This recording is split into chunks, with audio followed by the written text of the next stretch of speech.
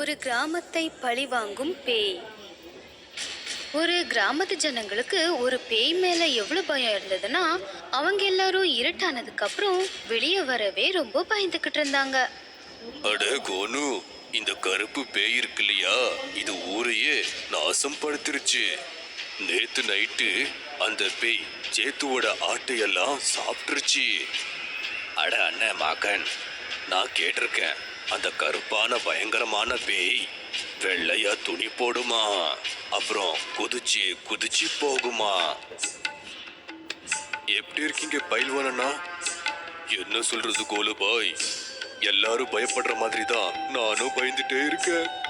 அந்த கருப்பு பேய்கிட்ட இருந்து தப்பிக்கணும், அதான் என்னோட ஆசையே.